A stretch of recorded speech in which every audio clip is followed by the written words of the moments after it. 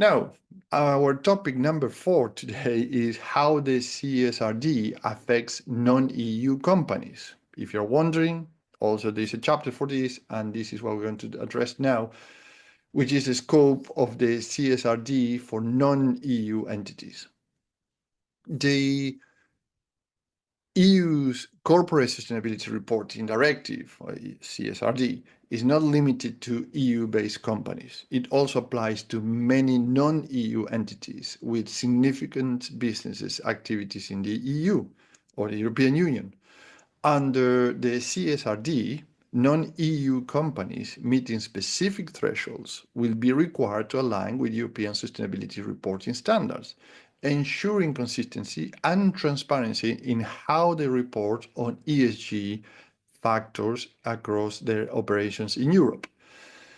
So who must comply with this? The CSRD outlines several conditions under which the non-EU companies fall within this scope, and we are going to mention 3 today.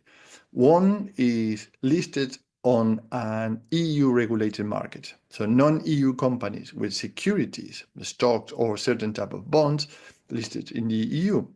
Number 2 is substantial EU revenue, non-EU companies with annual net turnover exceeding 150 million euros in the EU over the last 2 consecutive financial years.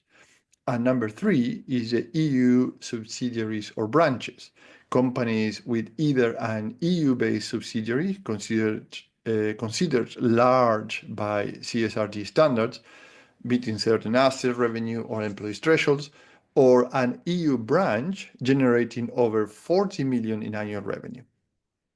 So the timing and pace in implementation of this reporting obligation for non-EU companies under the CSRD will roll out gradually. So it's not a set date.